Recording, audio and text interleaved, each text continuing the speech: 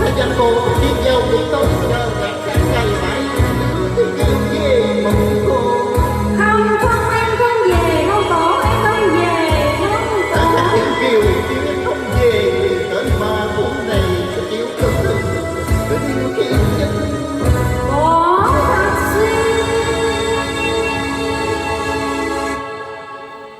điều tiểu thơ còn thương tô cuộc đời tên nó đề thì tiểu thơ nên về lại với quê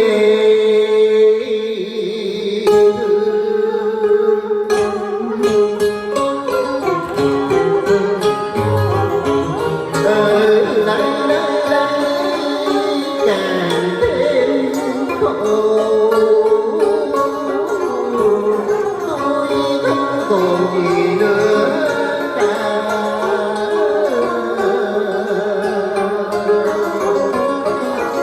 tôi nhưng mãi rồi đành theo đó tay thôi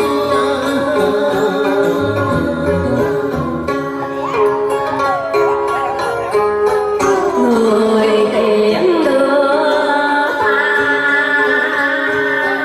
về lại quê hương với ca chép bụi mộng.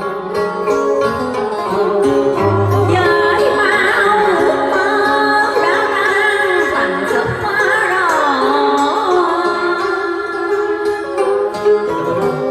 Với kỷ niệm chưa thành sao người dội gió tàn đi.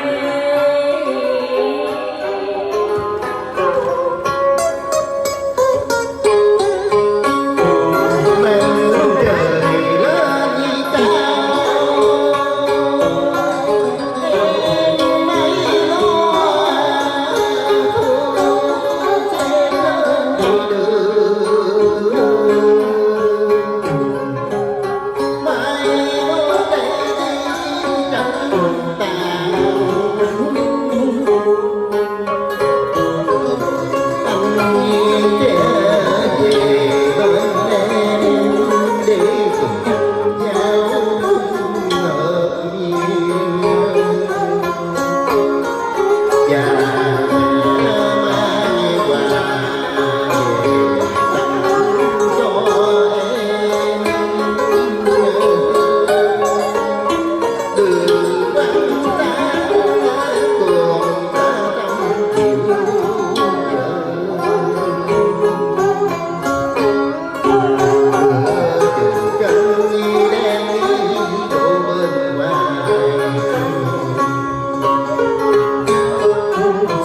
chiều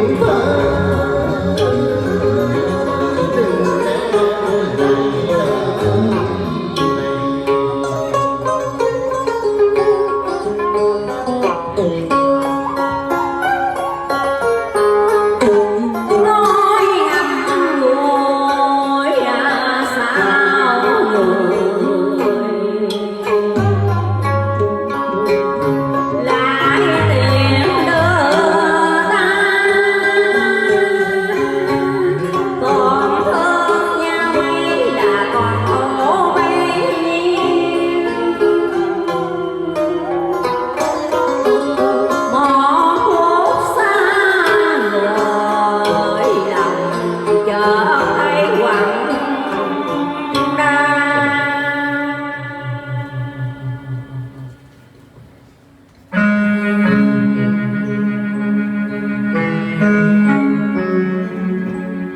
anh thích cái kiểu tại sao em lại khóc Không biết nữa, có lẽ là em đã yêu rồi. em đã yêu nhưng người ấy là ai tại sao không Một người xa lạ mà em mới gặp lần đầu.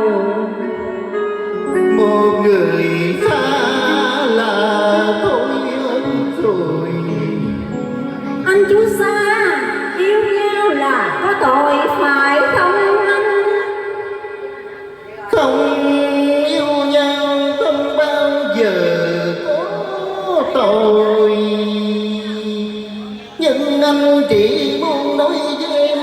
điều mà từ bấy lâu nay anh ôm anh mãi trong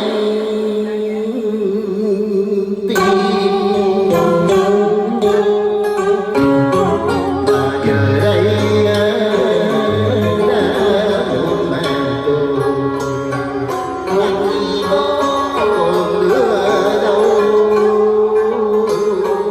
để nhớ thương kỷ niệm trong đời.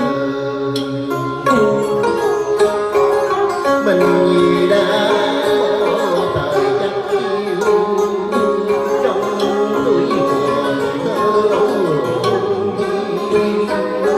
để bao dừng một kiếp đường ôi đầy hoa.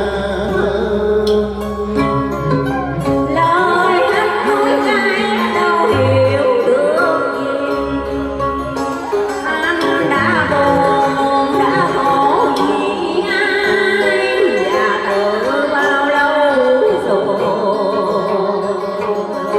cho mãi đến ngày hôm nay.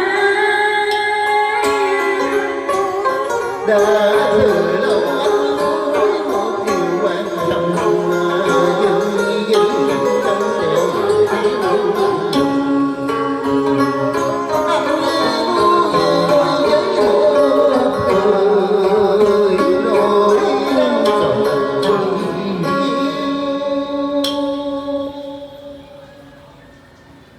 Cũng như anh và em là kẻ ngày chính phạt ngộ cho anh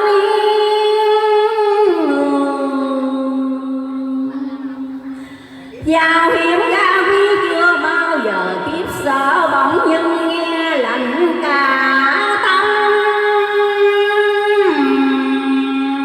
hồn.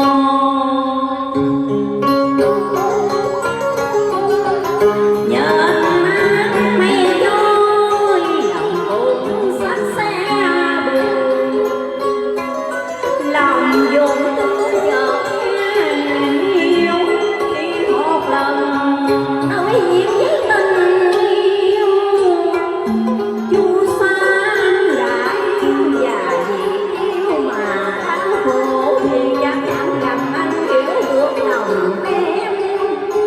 Em muốn bỏ yên thương lời đau kiếm xỏ độc mày tô ma thắm môi hồng.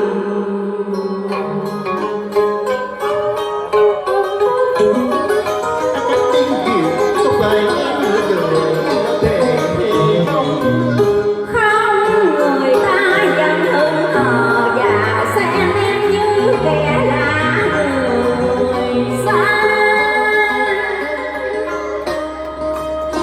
trời ơi kẻ mình yêu lại ngờ cha là thì còn gì đau đớn nào.